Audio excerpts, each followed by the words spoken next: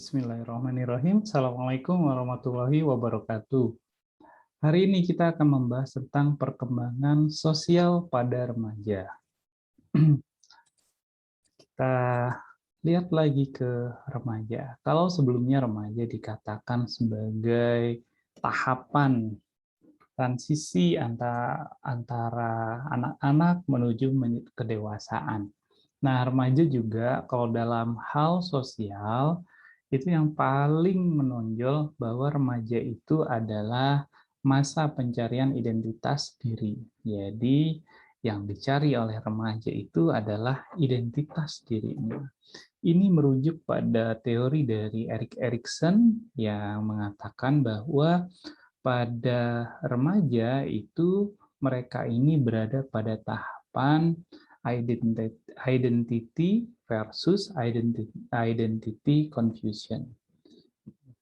Erikson ini masih ingat ya teorinya tentang psikososial, bahwa menurut Erikson itu bahwa setiap tahapan itu memiliki krisis. Nah, pada remaja ini, pada usia remaja ini, yang menjadi krisisnya adalah krisis identitas.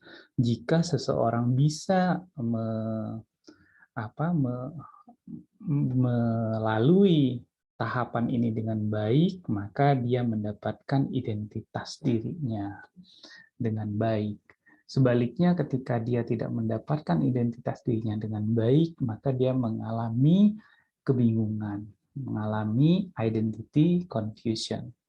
Nah, ada tokoh lain, James Marcia, juga bercerita tentang krisis ini. Ya, menurut Marcia, teorinya itu tentang status identitas remaja. Nah, menurutnya identitas remaja ini dibentuk atau dilihat dari dua hal, yaitu krisis dan komitmen. Ya, apakah mereka mengalami krisis atau komitmen? Itu dari krisis dan komitmen ini nanti berdasarkan model teori dari Marcia, maka status identitas remaja itu terbagi menjadi 4, yaitu identity achievement, foreclosure, moratorium, dan identity diffusion. Nah, apa bedanya nih? Nah, kalau identity achievement, dia yang achieve sama identitasnya, itu dia adalah remaja yang dimana krisis identitasnya itu dapat dilalui dengan baik. Misalnya contohnya seorang remaja yang sudah tahu dia itu apa minatnya, apa cita-citanya. Kemudian kalau begitu dia itu misalnya dia tahu dia akan kuliah di mana gitu. Nah, itu adalah contoh dari remaja yang mencapai identity achievement. Ada juga yang foreclosure. Foreclosure itu artinya komitmennya ada, tetapi dia tidak mengalami krisis. Contohnya misalnya remaja, dia sudah tahu tuh, misalnya dia pengen jadi dokter. Kenapa dia pengen jadi dokter? Karena ibunya dokter, ayahnya dokter.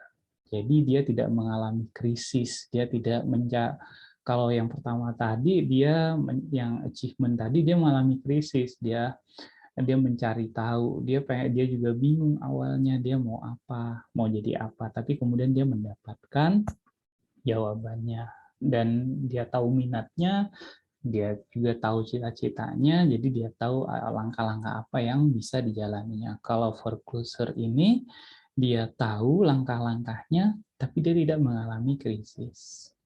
Ya, contohnya seperti itu. Atau misalnya dia ingin jadi tentara. Dari kecil dia ingin jadi tentara. Kenapa? Karena ayahnya adalah seorang tentara. Dia nggak mengalami krisis tuh, dia nggak bingung.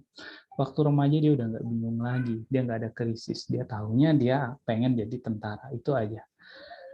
Terus ada yang moratorium. Kalau moratorium ini adalah remaja yang mengalami krisis tapi belum mendapatkan komitmen. Jadi misalnya ketika ditanya si remaja ini, kamu mau jadi apa? Dia masih bingung. Mau kuliah di mana? Dia juga masih bingung. Tetapi dia tahu bahwa dia mengalami krisis kebingungan. Kebingungan itu, tetapi dia belum menentukan, dia belum komit sama apa yang mau dia lakukan. Nah, yang terakhir adalah identity diffusion. Di sini dia nggak punya komitmen, dia juga nggak krisis. Ini kasihan juga, karena dia nggak tahu mau jadi apa, dia juga nggak terlalu berpikir tentang dirinya. Nah, ini identity diffusion. Itu tadi 4 status identitas dari Marcia. Nah, selanjutnya yang kita bahas adalah transisi dalam sosialisasi. Nah, seperti juga pada aspek-aspek yang lain, remaja juga mengalami transisi dalam perkembangan sosialnya. Apa yang dimaksud dengan sosialisasi? Sosialisasi adalah proses untuk menyesuaikan diri terhadap standar, norma, tata cara lingkungan sosial. Nah, sosialisasi ini artinya adalah aktivitas sosial, aktivitas di lingkungan sosial ya. Nah, bagaimana kita tahu sosialisasi itu berhasil? Jika bisa menyesuaikan diri terhadap standar kelompok. Ketika dia bisa bermain peran yang layak sesuai dengan kelompok. Kemudian dia bisa bisa bersikap dengan baik menghadapi lingkungan sosial. Sikapnya bisa diterima di lingkungan sosial dan dia sendiri memiliki kepuasan pribadi dalam bersosialisasi tadi. Nah, dalam transisi sosialisasi ini tentu juga bisa mengalami kesulitan jika tidak ada bimbingan. Jadi nggak ada bimbingan, dasar sosialisasinya nggak kuat. Orang tua misalnya sebagai orang yang biasanya mengajarkan tentang sosialisasi tidak mengajarkan, misalnya si remaja tidak diberi kesempatan misalnya untuk bersosialisasi, kayak kan misalnya kayak anak kecil ya, misalnya ketika kumpul keluarga kan biasanya itu salim sama om, sama tante, sama uwa, sama mamang misalnya seperti itu. Nah itu kan sebenarnya adalah proses bimbingan ya. Kemudian salah mengimitasi bisa juga, misalnya yang diimitasi adalah orang-orang yang sosialisasinya kurang baik, misalnya ya contohnya misalnya suka sama anime Jepang misalnya ya, di anime Jepang misalnya kan banyak tuh yang tokohnya yang ansos, yang antisosial, jadi nggak memiliki kemampuan sosial gitu ya. Nah, tapi malah yang diimitasi seperti itu karena dianggap keren, gitu, misalnya ya.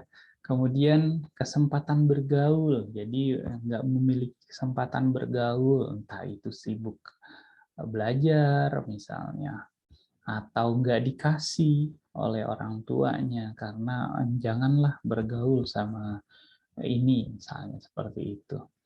Terus tidak adanya motivasi, jadi males misalnya ya, nggak ada motivasi, itu juga bisa membuat seseorang mengalami kesulitan dalam sosialisasinya. Dan juga bentuk-bentuk kelompok tertentu, karena setiap bentuk-bentuk kelompok itu memiliki nilai-nilai masing-masing di kelompoknya. Ya. Jadi bimbingan, kesempatan, motivasi. Motivasi itu bisa baik motivasi dari intrinsik, dari dalam, juga motivasi dari luar. Ini akan mempengaruhi terbentuknya kompetensi sosial. Dengan kompetensi sosial, seseorang itu nanti dia bisa menyesuaikan diri atau penyesuaian sosial. Nah, masih di transisi sosialisasi. Transisi sosialisasi ini ada dalam pembentukan kelompok. pembentukan kelompok. Jadi dalam remaja itu kan biasanya terbentuk kelompok-kelompok ya, kelompok peers, kelompok misalnya berteman itu kan ada yang ngeklik sama teman-temannya itu ya, jadi terbentuk kelompok. Kemudian untuk memilih teman, kemudian bagaimana memperlakukan teman, terus juga berguna juga dalam hal kepemimpinan karena dengan berinteraksi dengan orang lain itu juga terkait dengan kepemimpinan dan sikap dan tingkah laku di lingkungan sosial.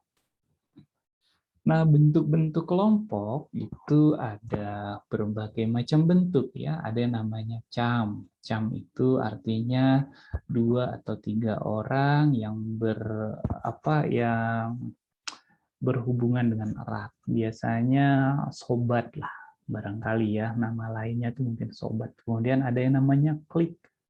Kalau klik ini dia lebih besar dari cam gitu ya. Jadi lebih besar, mereka mempunyai minat hal yang sama ya. Jadi dia lebih besar kelompoknya. Kelompoknya namanya klik, orang-orang yang memiliki kesamaan minat misalnya ya, dan dia jumlahnya lebih banyak. Itu klik. Kemudian ada crowd. Crowd itu jadi gampangnya gini, klik itu adalah kumpulan beberapa dari cam. Kalau klik itu artinya kumpulan dari crowd itu artinya kumpulan dari klik, gitu ya. Crowd itu apa? Ya, crowd itu adalah sekumpulan orang yang memiliki minat yang sama, tapi kadang mereka nggak gitu terlalu mengenal satu sama lain. Jadi misalnya kayak sekarang tuh ada orang yang suka dengan Korea misalnya ya. Korea, entah boy band Korea, entah film Korea gitu ya, ketika mereka berkumpul gitu kemudian nonton konsernya. Nah, itu crowd tuh. Crowd. Kalau cuma 1 atau 2 orang itu cam. Kalau lebih banyak lagi, tapi mereka memiliki memiliki minat yang sama dan mereka masih saling kenal, namanya klik. Lebih luas lagi crowd. Terus ada lagi organisasi formal. Kalau organisasi formal tentu organisasinya sifatnya formal, bentuknya jelas. Misalnya OSIS misalnya atau BEM gitu ya. Jadi ada ketua, ada wakil ketua, sekretaris dan lain-lain. Terus juga ada yang bentuknya geng. Kalau geng nggak usah dijelasin lagi, tahu ya. Memilih teman ini juga terkait dengan otonomi. Otonomi itu artinya kemauan diri kita sendiri ya dalam memilih teman. Tentu saja perlu otonomi. Terus jumlah teman. Dan memilih teman juga terkait dengan jumlah teman. Ada orang yang senang dengan berteman itu banyak, jumlah temannya banyak. Tetapi misalnya ada juga yang jumlahnya itu sedikit, lebih senang dengan sedikit. Nah, juga yang terkait dengan memilih teman ini kualitas dari temannya. Bagaimana kualitas dari temannya? Dan juga lawan jenis kelamin. Kadang ada yang sama jenis kelamin, juga lawan jenis kelamin. Dalam memperlakukan teman juga ada yang bersifat kuat dalam hal emosional gitu ya. Jadi dalam hal emosional itu sifatnya dia kuat. Artinya erat, dekat gitu ya. Ada juga yang sifatnya ideal. Ideal itu artinya sesuai dengan ide-idenya. Jadi dia inginnya ideal aja berteman itu kalau misalnya belajar misalnya. Dalam hal belajar, maka inginnya itu yang pintar-pintar misalnya. Jadi dia sesuai dengan idenya aja gitu ya, ideal. Dan ada yang impress baik. Ya. memperlakukan orang lain dengan impresi yang baik. Kemudian tergantung dari pengalaman masa anak-anak. Jadi kalau memperlakukan teman itu juga tergantung dari masa anak-anak. Jadi masa lalu itu kadang juga mempengaruhi bagaimana seseorang memperlakukan temannya. Sikap dan tingkah laku sosial. Sikap dan tingkah laku sosial ini ada aktivitas heteroseksual. Aktivitas heteroseksual ini artinya hubungan dengan lawan jenis. Ya, hubungan dengan lawan jenis. Bisa berupa pertemanan saja, juga bisa untuk remaja ini juga mulai ada misalnya pacaran, karena ada fenomenanya, ya, fenomena pacaran. Kemudian juga conformity pada kelompok, ya. Conformity pada kelompok, ya, melakukan conformity pada kelompoknya. Terus juga sikapnya juga asertif. Ya, asertif itu artinya menyampaikan apa yang dirasakan, apa yang dipikirkan itu disampaikan. Tergantung juga dengan otorita. Nah, otorita dalam tingkah laku sosial itu siapa yang menjadi otoriternya, siapa yang dianggap sebagai yang memiliki kekuasaannya, siapa yang memiliki power dalam lingkungan itu, dalam kelompok itu. Ini tergantung itu juga. Kemudian tingkah laku sosial yang lain juga adalah misalnya membantu orang lain. Membantu orang lain. Jadi sifatnya prososial, ya. Terus ada lagi dalam hal ini remaja itu adalah prejudice. Prejudice itu prasangka. Remaja itu juga banyak yang terkait dengan prasangka-prasangka. Terus kompetensi sosial. Nah, kompetensi sosial ini juga dengan remaja, ya. Kemudian ada status sosial. Status sosial itu tergantung dari impresi. Impresi bagaimana seseorang melihat ininya, ya, tampilan dari seseorang. Impresi itu apa, kesan, ya, kesan dari seorang. Kemudian status sosial juga pada remaja ini didasarkan juga dari penampilan, dikaitkan juga dengan reputasi. Di remaja juga dikaitkan juga dengan kemampuan bicara, karena biasanya pada remaja, remaja yang memiliki kemampuan bicara, yang pintar ngomong, itu akan memiliki status sosial yang lebih baik dibandingkan yang pendiam. Sosioemosional, sosioekonomi, maksudnya sosioemosional lagi. Jadi remaja yang sosioekonominya tinggi, remaja yang kaya, tentu status sosialnya berbeda dengan yang sebaliknya. Prestasi di sekolah juga mempengaruhi juga, ya. Remaja-remaja memiliki prestasi di sekolahnya yang dianggap pintar, memiliki status sosial yang berbeda. Terus juga bisa dilihat berdasarkan kepribadian. Teman yang menyenangkan, teman yang teman yang gaul itu memiliki status sosial yang baik di mata teman-temannya dibandingkan yang nggak punya teman, penyendiri, orangnya tidak menyenangkan, gitu. Dan juga terkait dengan minat dan nilai. Nah, berikutnya adalah penerimaan sosial. Penerimaan sosial ini ada yang namanya stars. Stars ini adalah bintangnya, ya, bintang. Jadi dalam ketika di remaja nih, kalau di film-film remaja itu misalnya ada tokoh utamanya. Nah, itulah stars-nya. Kemudian ada yang social isolate, ada yang terisolasi, yang terisolasi,